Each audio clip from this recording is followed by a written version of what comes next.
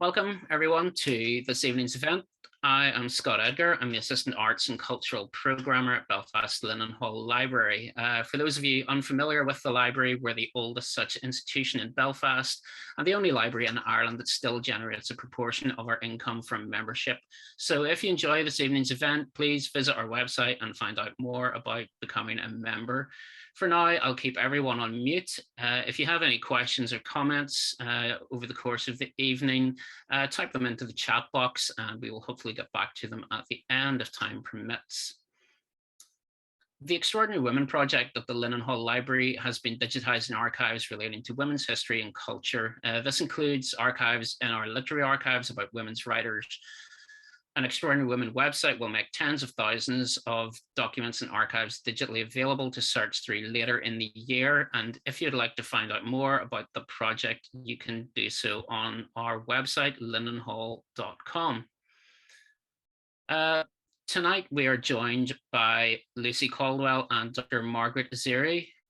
Lucy is the author of 4 novels, several stage plays, radio dramas, and 2 collections of short stories. A former visiting fellow at the Seamus Heaney Centre, she was elected Fellow of the Royal Society of Literature in 2018. And this year, the Sunday Times proclaimed Lucy as, quote, one of Ireland's most essential writers. Margaret and her twin brother Andrew spent their childhood in London, mainly with their incredibly enlightened for the time mother, Doreen Bates. After qualifying in medicine, Margaret became a neuropathologist in Oxford, combining clinical diagnostic work and academic research. And along with Andrew, she edited the incredible Diary of a Wartime Affair.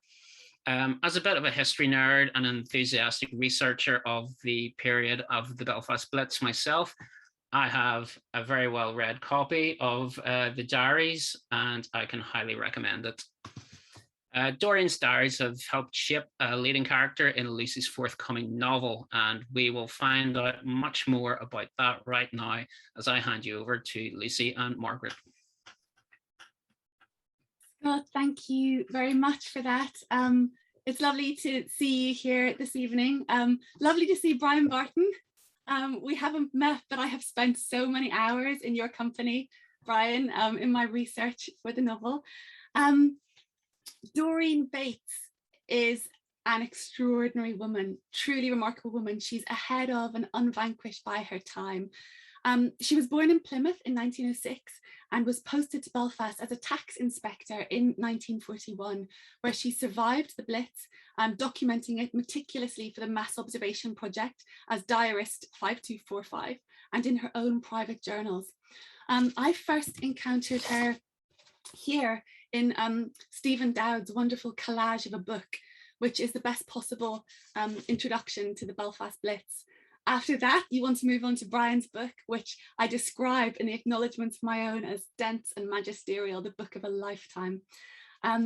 When I first encountered Doreen's diaries, there was something so fresh and vivid about her voice that I went in search of more of her diaries in online archives.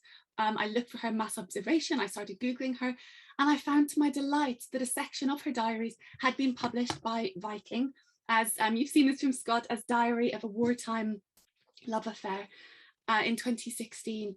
And I cannot recommend this book more highly. I think it deserves to take its place as one of the essential chronicles of the 20th century. The diaries are brimming with soul, with passion, with candour, with wit. And don't just take my word for it, because Julian Fellowes describes the book as extraordinary, profoundly challenging to all one's notions of that era.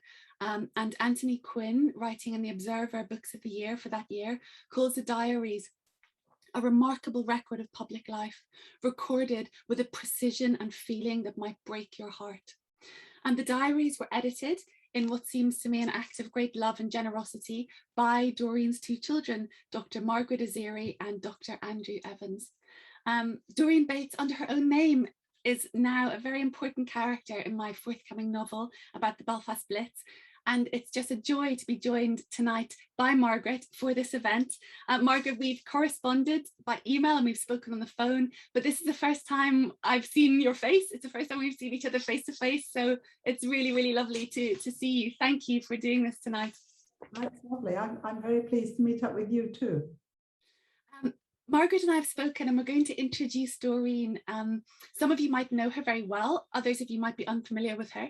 We're going to introduce her through her own words, really, through some extracts from her diaries, including some exclusive unpublished sections about her struggles as a single mother to twins during the wartime years. We're going to be in conversation about Doreen's unconventional life, and Margaret is going to talk about her own memories of her mother, about how her mother's life and choices shaped hers, and about editing the diaries. We're going to discuss the extent to which the societal pressures and issues Doreen faced are still relevant to women today, for both your generation, Margaret, and mine, in that balancing act of working motherhood.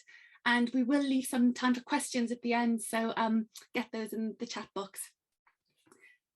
Margaret, you'd sent your biography through, and Scott has introduced you. One thing that I wanted to pick up on is you have 3 children brought up in Oxford, and between your children, they've given you 8 grandchildren, you say, aged between 27 years of age and 10. And I think there's something particularly poignant hearing that, the expansion of the generations, when we hear how lonely Doreen is when her published diaries really begin. And so I thought it'd be lovely to start by hearing Doreen in her own words. Could you read for us the extracts, the 15th and 16th of December, 1934, these first Christmas extracts? Yes. Yes, this first reading, close to Christmas in 1934, near the start of the diary, reflects Doreen's longing, even then, for a child. She was 28. Saturday, the 15th of December, 1934. I am feeling a deeper, unparticularized gloom, which I suspect will last till after Christmas, probably, if I could analyze it, due to the essentially family feeling at Christmas and the contrast with E and me. Oh, I would give so much to have children and the right to love him. He was quite sweet at lunch and held me so gently and sweetly that it nearly made me cry. The following day, Sunday, the 16th of December, 1934. I have, I think, passed the deepest part of this bog of depression. This morning I played at the children's church, and during the prayers and lessons and address, I thought to myself and managed to achieve some slight detachment and saw the advantages instead of, or as well as, the disadvantages of the situation. Our unions have sometimes been all that Shaw describes in A Village Wooing. This is one of the twin peaks of a woman's life, the other being the creation of a baby, and I rejoice in the experience, however dismal I am. I shall try not to lose the sense of fulfillment which love gives. Thank you, Margaret. I find that so incredibly poignant. There's Doreen. She's 28. She's miserable and trying to be cheerful and grateful and make the most of things. Can you tell us a little bit about where she is at this point and a little bit about E, as he's always called in her diaries? Yes, yes. She came from a family where she was the first person to go to university. She read history at Royal Holloway College. And after that, she joined the Inland Revenue. I think she was attracted to the idea of a secure employment because her father had run a company that imported material from the continent, and it was going quite well, but then the government said it had to stop. No more imports allowed from the continent. And so that put them in a difficult position. And she wanted something which would enable her partly to repay her parents for the cost of having had her well educated, but also to give her a sense of security that would enable her to develop her independence. And then she started with the Inland Revenue at a local branch in Croydon, near where she lived, but then she was referred to a London office where she first met E. He was a senior colleague of hers, 12 years older, his name was Bill Evans, or William Evans, and they very gradually developed a very strong rapport, a great deep affection, which he was married, he didn't have any children, and the story really is of the ups and downs of their relationship, particularly coloured by her very, very strong wish to have a child. I mean, she tries to break it off several times. Some of the most heartbreaking sections of the diaries are her trying to do that. The next little section that I was going to read, this is from Friday, the 12th of November, 1937. And they've had this separation. She's had the conversation about him and said she's desperate for a baby, and he doesn't see that he can have one with her. And so she has decided they're going to have a 3-month separation, and they're not going to be in contact, and she's trying to have a break. And then on Friday the 12th of November, the sun shone brilliantly from a pure pale blue sky this morning, and I felt as if things couldn't be wrong. In the bus, I decided to lunch with E. He said, "Usual time and place," without comment, and rang off. I felt overwhelmed. All sorts of feelings just chased each other around my mind. The beating of my heart almost choked me. I didn't know whether to burst into tears or roar with laughter. The joy of seeing him and hearing him and getting back at once to the easy communication we achieved, the restfulness of knowing I would be understood and followed without mistake and complication, the bliss, the utter bliss of that snatched hour. And so you can feel Doreen, she's such an ardent soul. And you can feel in her diaries when she writes like this, the strength of this bond. You can understand completely how she's not able to, she tries to date other people. There's an ES who appears that she tries quite diligently to date. That was 1937. The relationship continues. But we're going to jump ahead to February 1941, where in her diary, Doreen describes it as a devastating day because she's been instructed she's to be posted to Belfast as Home Office relief, and she's to report there on the 3rd of March, 1941. Spookily, that's the day of publication of my new novel, the 3rd of March. And so I see the 3rd of March as this day of destiny, the sword of Damocles, it's hanging over Doreen's head. That's when she's to go to Belfast. Margaret, will you read for us now the diary entries from February, Saturday 1st to Monday 3rd of February of that year? Yes. I should hate it in peacetime, but in wartime, with travel difficulties and curtailed leave, I should be completely isolated. It would be hideous. I don't want to leave. I am just flattened out. Except in an emergency, it is impossible to get a permit to visit England more than once in 6 months, and even letters are censored. I am just devastated. It will be almost impossible ever to see E. And in fact, it's interesting because she does think about resigning rather than go. And you can feel, she doesn't have any spousal privileges. She can't phone him up and talk to him. She can't write to him. This is a sort of lifeline of a connection that's being severed. And in her diary, she debates resigning from her job so that she doesn't have to go. But there's a very interesting moment, Margaret, that I wanted to ask you about, because she does decide to go. And the thing that seems to swing it for her is that her immediate supervisor, when she says to him she's thinking of resigning, tells her to, and I'm quoting here, "think carefully and advised me not to resign for my own sake and because of the effect of the position on other women," and because of the effect of the position on other women. And she says, "This last reason, which had been in my mind from the first, weighed more than anything." And I find that so interesting because there aren't that many women, are there, in her position? I invented one in the Belfast tax office. My main character is called Audrey, and she's a junior. she's Miss Bates' junior and looks up to Miss Bates as a role model, because it was so evident to me just what a role model Doreen would have been. More of my novel towards the end, more of Doreen in my novel towards the end. But do you know of anyone to whom Doreen would have been a mentor? She feels this very strongly that she should be. Well, that's an interesting question, and I've given it a bit of thought.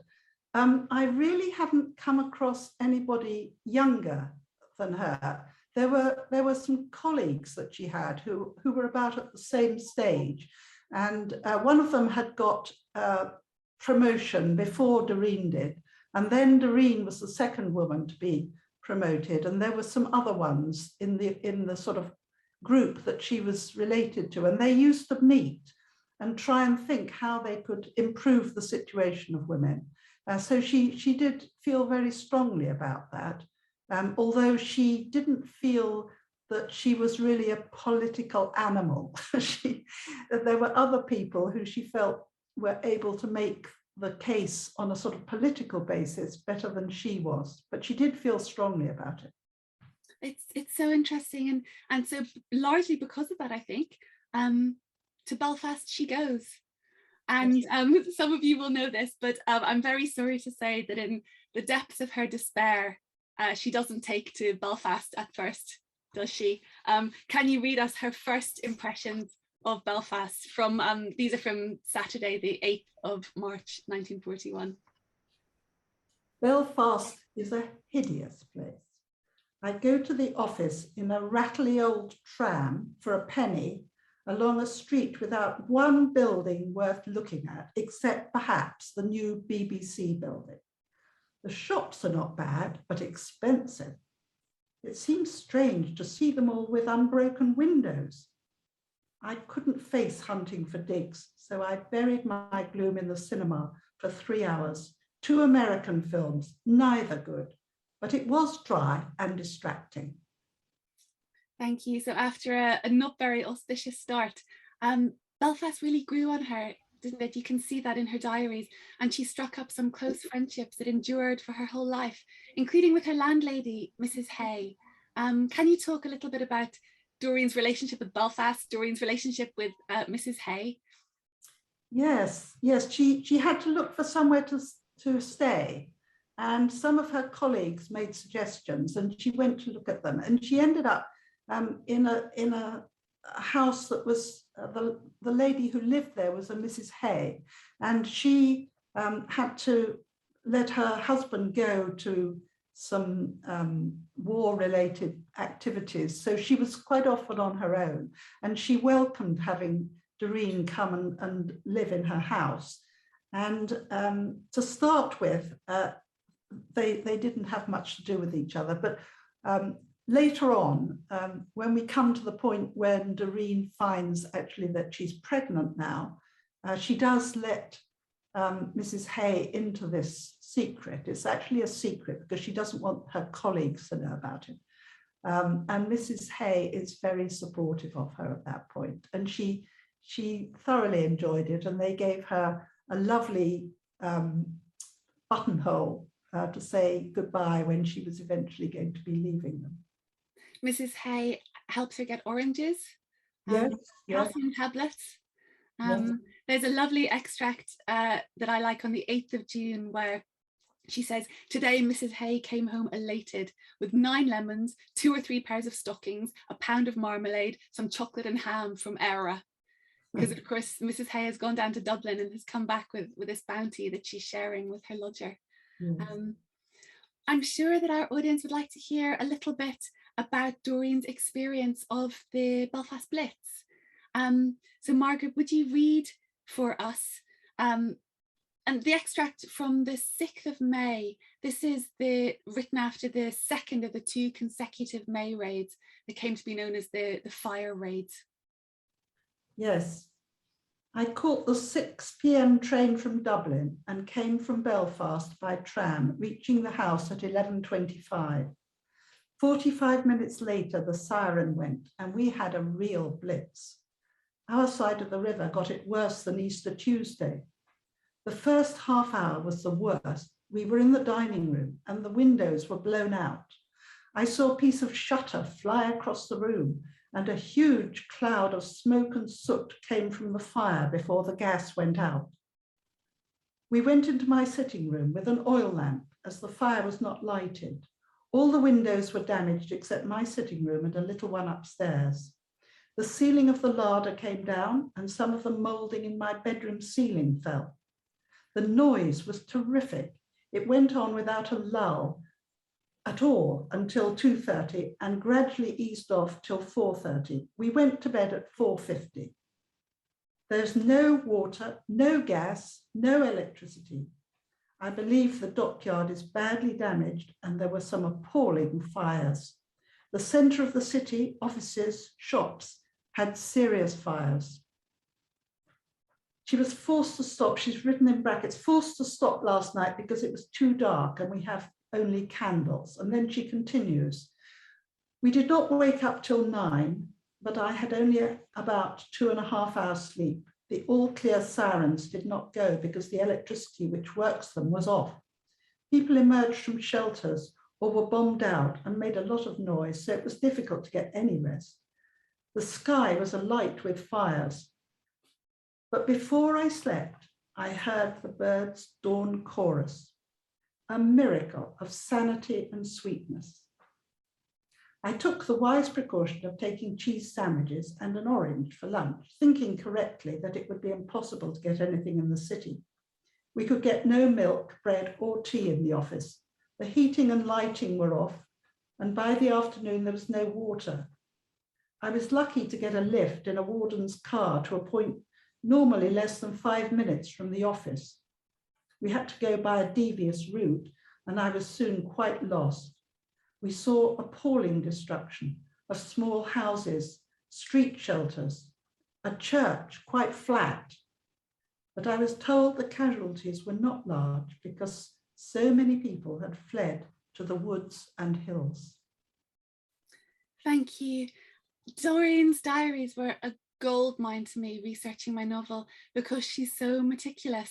I'll show you, I don't know if this, you'll be able to see this on the screen, but page after page, you know, I've annotated like page after page of my, I've got sort of notes, and I've got notes here of clothes, I've got notes of weather, I've got notes of, you know, makeup, I've got notes of hair.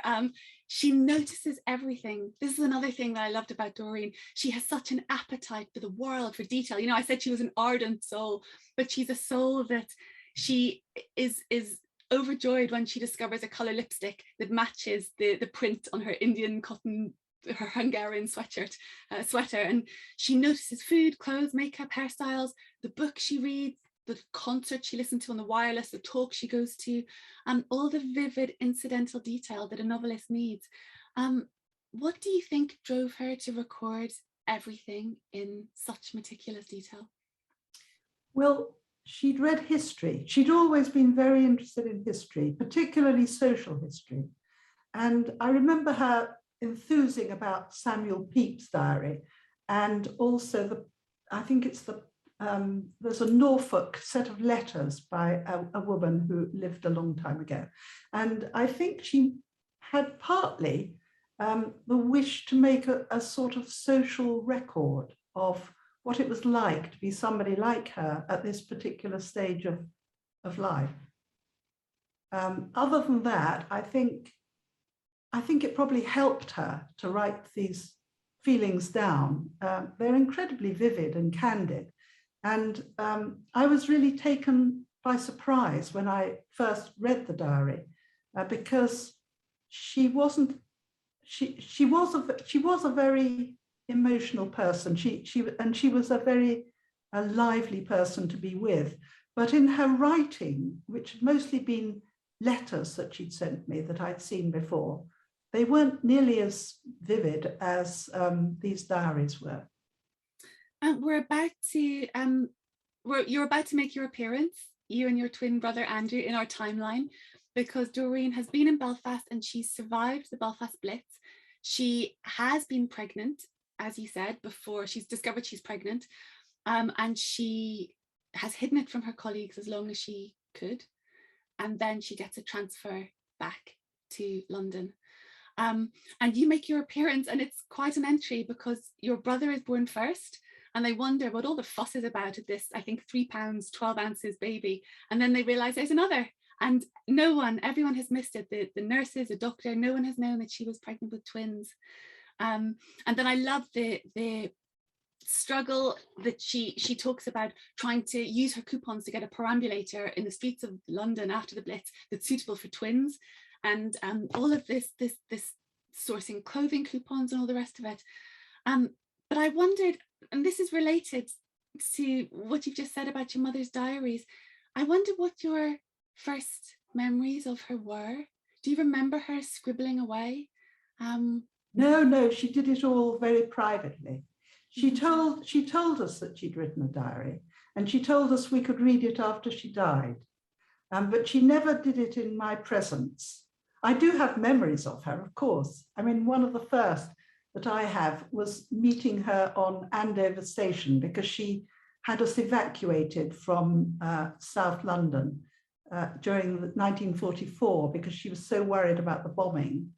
And she used to come on the train every single weekend to join me, Andrew, and our nanny, who were down in a tiny, tiny little cottage that she bought in Wiltshire. So meeting her on Andover Station was one of my earliest memories. And then later on, when we had, after the war, and we lived in Oxted, which is in Surrey, I remember her, of course, much more clearly, but she was such a loving mother, and also terribly enlightened. This is why I'd really like to try and publish another 5 years of her diary, because this one that's been published is really all about before the twins arrived, and I'd like people to see what she was like once they had arrived. They're remarkable. I've been lucky enough to read some of them. You've shared some of the extracts with me that are edited and ready for publication. She was a remarkably enlightened mother. I'm so interested, Margaret, in shame. I think it's so remarkable how Doreen refused it. I've been thinking about a writer and academic and editor. A lot of our audience will be familiar with Ruth Carr, who edited an anthology in the 70s called The Female Line. And she's been writing a lot recently on silence and how silence functions at a societal level, how silence and shame. And it seems to me that so many of the recent changes in Irish society as a whole, with the equal marriage referendum, with the abortion referendum, they've been down to people who previously would have been shamed and silent, telling their stories. A lot of the force of that social change has been driven by personal stories. And I think of how Doreen refused to let a sense of shame stop her from living her life, stop her from having the children that she so desperately wanted from the beginning. And I was thinking too about how in several psychoanalysts that I like, they talk about how we tend to get stuck where our parents do, as individuals and as a society.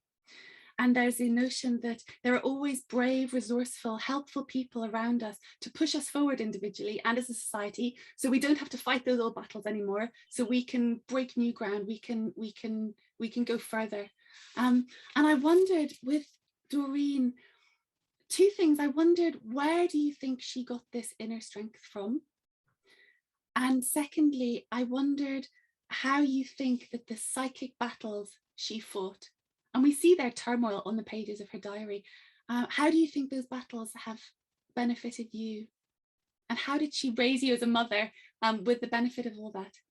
Yes, well, I think it's all to do with her education. Her parents were very, put a lot of faith in education, and they were determined that she was going to be able to go to an academically demanding school, because she was clearly very intelligent. Her mother was very intelligent, but she'd had to leave school at 13.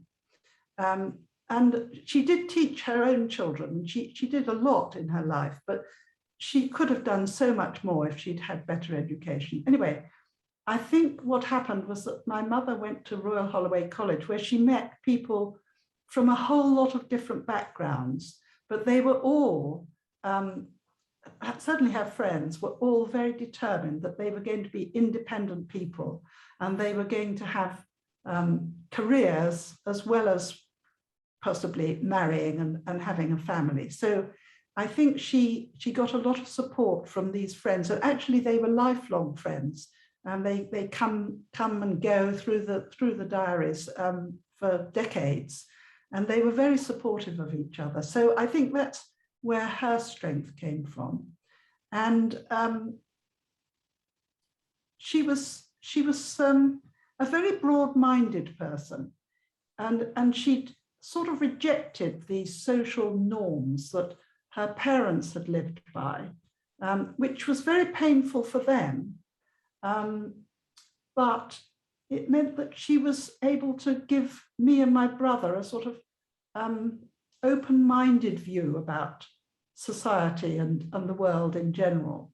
And so, for example, when I came to meet an African medical student when I went to university, I wasn't aware of any bias that meant that I had to think, oh dear, this person's black, I have to be careful here. I was able to meet him on equal terms and ended up marrying him for 55 years. And I think her open-mindedness had a lot to do with that. It's so interesting, Margaret, because I think of what you said about Doreen's mother, and my own mother, similarly, very, very bright, but had to leave school at 15. Very creative and artistic, but wasn't able to pursue those interests in art college or in university or further education. But the way that she raised me and my sisters, books were prized in my household. Every time we did well at school, every time we went to the dentist, we were given books. Mum took us to the library. You know, every week we had, I think, in the end, 9 library tickets each. You were meant to have 3 library tickets. We each had 9, and we would each change over our 9 books every week. And I think that I'm so grateful for that. And similarly, the way that you're growing up in a very sectarian and riven society, the ways that my mum and my dad brought me and my sisters up to see religion as unimportant when you're meeting someone, when you're getting to know them, that takes you such a way. I'm grateful for it every day of my life. And I feel that you are the same with the way that Doreen raised you. Yes, I think that's true. I think we've talked a lot about motherhood here, but I'm sure that even those listeners who might not be mothers themselves, everyone has had a mother or can play that role, that crucial maternal role in a young person's life. I know I felt keenly during the pandemic the loss of my own children's aunties, my sisters, and also the friends who might not be blood relations, but who call themselves aunties. One thing I'd like to talk about a little bit more is this idea of sisterhood and of solidarity. You said that Doreen has this circle of friends from her time at university who are very important.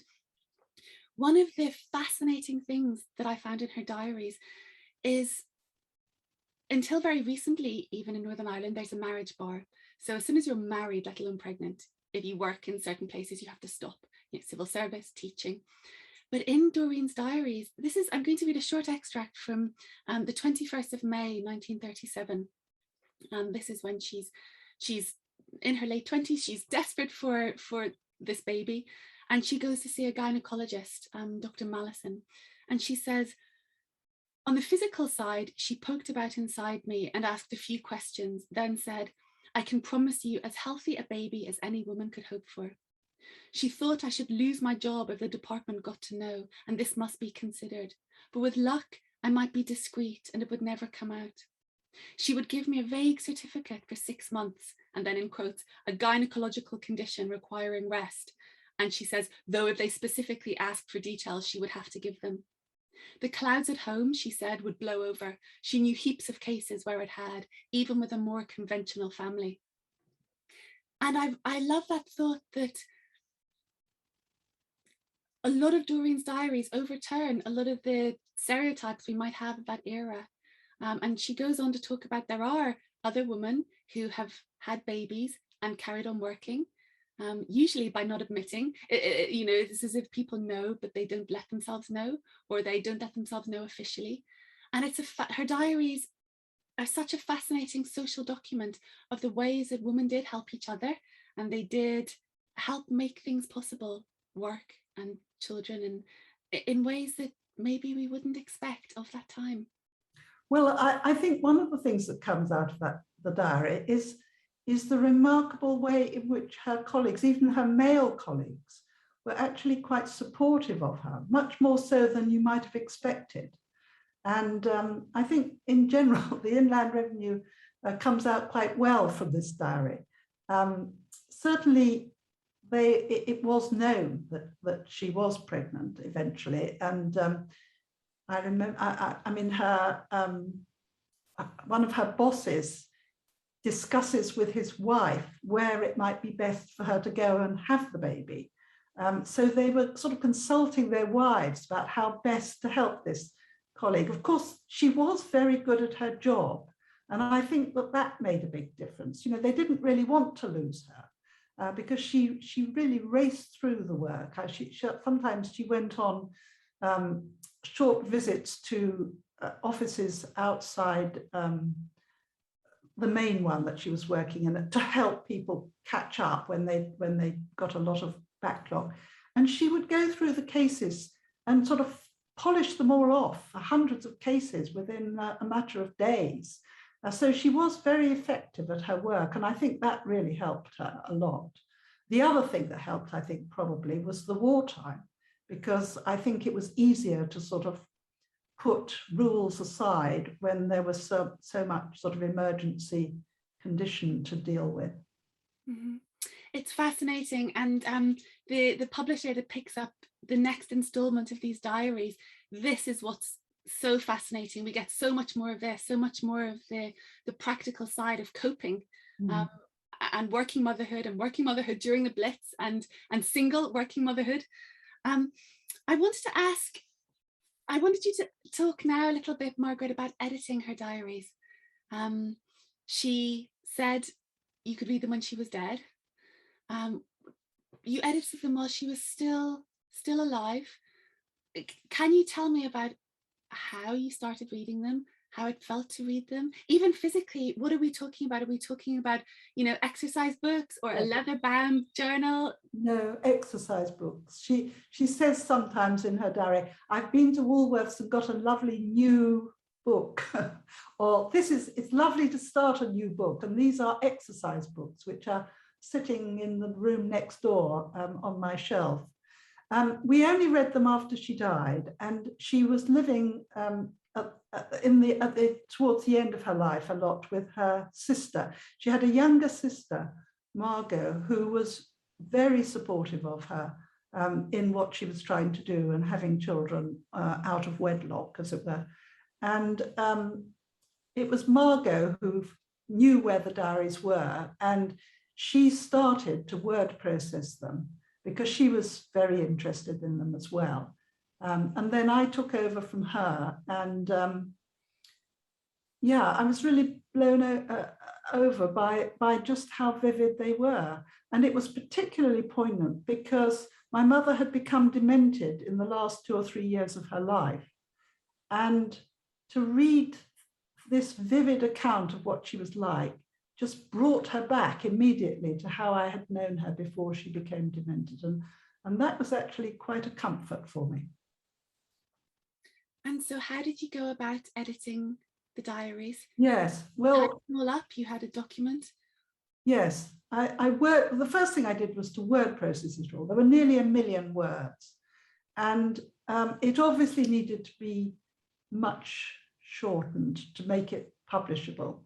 And there were some things that she paid a lot of attention to which were not absolutely vital for the story, like the weather. She always started her entries with the weather. That was a terribly important aspect of her life to her. Well, she describes it beautifully. You know, she describes the sky, she describes the feeling of rain, she describes mist. She's a beautiful writer.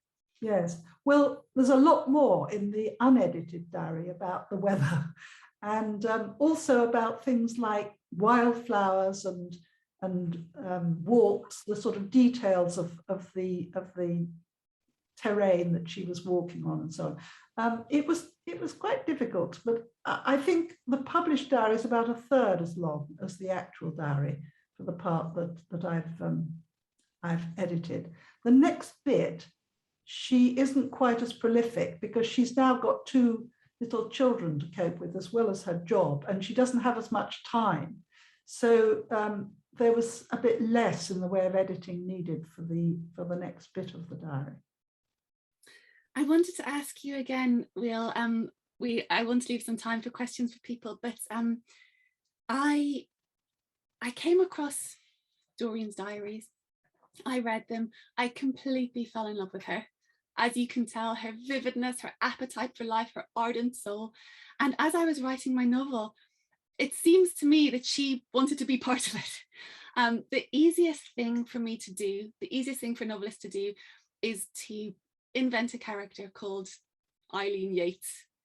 You know, to invent a character that has some of Doreen's attributes, and to have a note at the end saying this character is based on, but any similarities, you know, coincidental, that sort of caveat that we're all familiar with in historical fiction.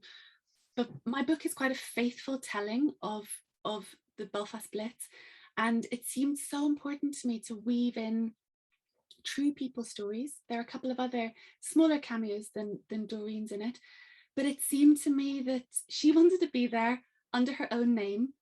And so I wrote her in. I stayed as faithful as possible. This is why the weather and the makeup and the meal detail is really helpful to me, because in my novel, I stay as faithful as possible to the facts we have in the diary.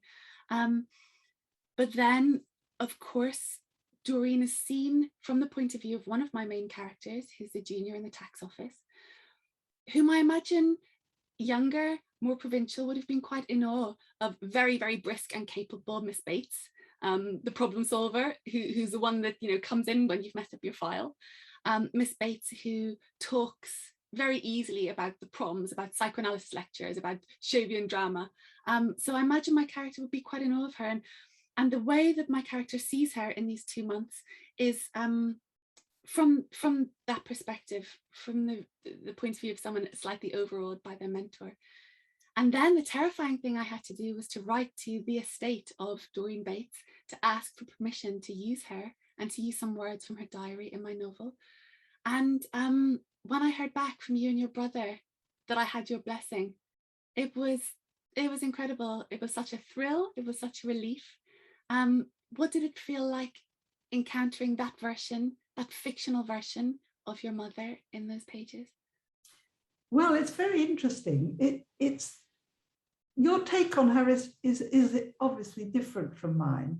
And you mentioned that your heroine was a bit in awe of her, which I can understand, but actually she was a very approachable person. She was informal.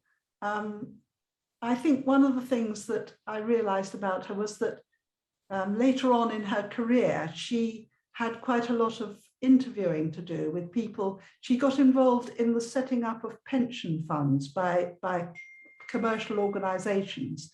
And I think the people who went to her to be interviewed and to sort of get advice about how this should be done, I think they were actually quite surprised by just how easily approachable she was. So yes, I think because your heroine was a lot younger, she would have probably been a bit in awe of her to start with, but I think in no time they would have got on to a very easy relationship. Yes, I had that instinct. She takes my character very much under her wing. Yes. In the novel. Yes. We're going to finish hearing Doreen in her own words, but I'm just going to go to the chat to see if there's a couple of questions here. Sarah wants to know, where in Belfast did Doreen live and how long did she live in Belfast in total? That's a question that I find difficult to answer. Hollywood, I think it was Hollywood that It's Sydenham. She lives in Sydenham. Sydenham, yes, that's right. I've stalked all of her. I've mapped out all of her walks, every place she mentioned. Oh, well, you know better than I do. I shall have to come to Belfast and see these places, and then they'd really mean something to me. Yes, Margaret hasn't yet been to Belfast, and so as soon as the pandemic and travel regulations properly allow for it, that's what we're going to have to do, to let you walk all of Doreen's places. It's funny as well, Margaret, because I pronounce her name the Belfast way, which is a bit more flat-footed, Doreen, and to you, of course, she's Doreen. Yes, yes. Similarly to my mum in England is Maureen. In Belfast, she's Maureen. Right. Do we have any more questions before we hear some final words from Doreen? Oh, this is a really good question from Karen. Karen says, do either of us keep diaries? Margaret, do you want to go first with that? Well, I don't keep a diary like my mother's, but I do write about every sort of few months. I write what's been happening in the last few months. And I started doing that when I started going to Africa with my husband, who set up a clinic in a very remote part of Nigeria. And I had the time to think about what had been going on before I came. And then I wrote, at the end of the visit, I wrote about what had happened during the visit. And I got into a sort of habit of doing this. So I have got some diaries, but they're nothing like as good as my mother's. To answer that, that's such a good question, Karen. I kept diaries when I was a child, when I was a teenager. And when I got to about 19, I think I read Sylvia Plath's diaries, which are just incredible. You know, they're so long, you can tell she hasn't agonized over them. She has just written. She's just that naturally good a writer. And I felt so embarrassed of my diaries. I destroyed them all. Apart from one volume survived from when I was about 13, which is hilarious to read now. The details of, you know, the double denim that I was very proud of, and the little details that creep into my 13-year-old sensibility about various stages of the peace process. It's wonderful to have. There's a project that happens every year, run as a sort of mass observation, that asks members of the public to submit a diary entry for, I think it's the 1st of May. It's around that time of year, and you're just meant to record for future generations, for posterity, just your day-to-day life, everything that you've been doing, thinking, feeling on that day, and it goes away and you're anonymized, but the archive is there. And every year I do intend to give that a go. Thank you for that question. Do we have any other questions?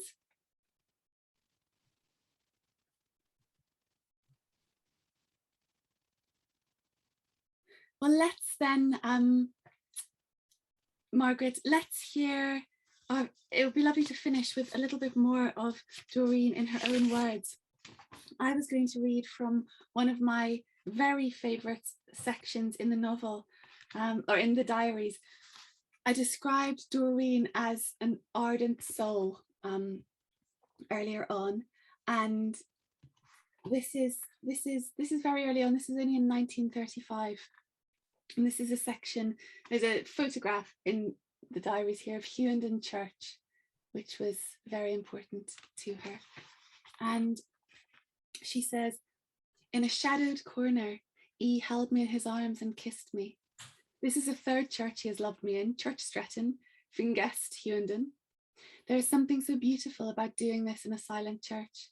It sanctifies, as it were, makes it sweet and holy, and purifies it of connection with Eastbourne Terrace or biological mating or suburban respectability. It makes it, as it were, an offering, a tribute, a testimony to the Creator who could imagine his creatures rising to such heights of feeling, which transcend so completely the material ends of the activity and signify so much more than the poor manifestation, which is, after all, rather absurd and inconvenient.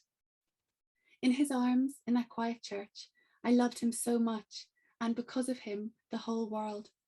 I have never felt more complete and fulfilled, and at the same time, less self-conscious or self-concerned. I love that passage. I thought, Margaret, because we began with Doreen unhappy at Christmas, playing the organ for the children's service and longing for a child of her own, we could finish with a Christmas, at your suggestion, when she's got you and Andrew underfoot.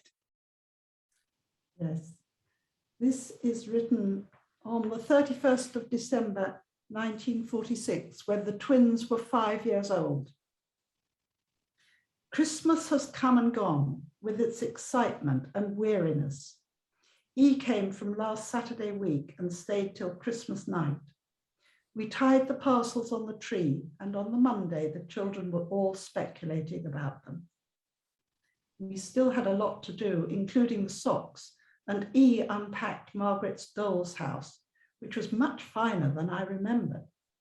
At 10, E began distributing the presents from the tree.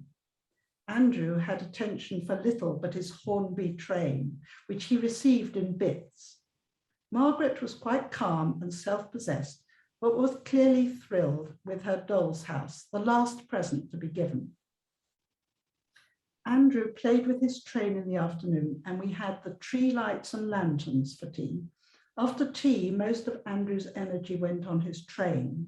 Margaret and I sang carols. Suddenly, I felt quite overwhelmed with happiness, seeing Andrew and his father crawling about the floor, and Margaret with her bright face in the glow of the lights. The whole scene fixed itself on my mind, and I watched. I knew I should look back on it in the future as one of the loveliest moments in my life.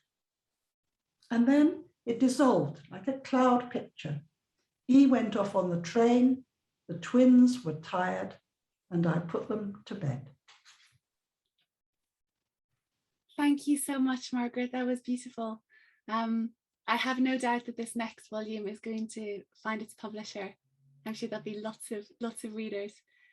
Thank you so much. Thank you to the Lidenhall Library for hosting this evening, and Scott as well, Scott Edgar, who, if any of you would like to follow him, he runs the account on Twitter, which is @WartimeNI, and has the Wartime NI blog as well, which is brilliant. He quite often tweets in real time what's happening on that particular date in the war, and tweets pictures and archival material. And so if you're interested further, he's a brilliant person to know and to follow. Thank you, Jennifer. Jennifer says, thanks for your wonderful words, Margaret. It's been such a pleasure, and I hope this is the first of more conversations. Thank you all so much for joining us. I've enjoyed it. It's been great. Thank you.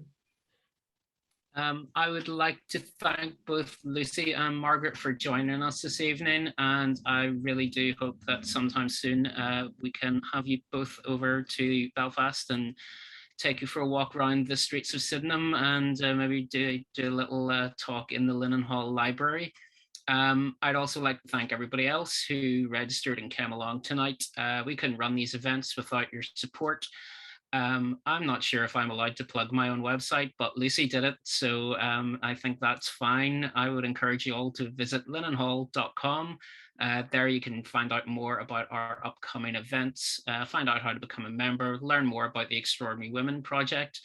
And with all that said, just left for me to say, enjoy the rest of your evening, and I hope to see you all again soon. Thank you. Thank you. Bye-bye. Bye.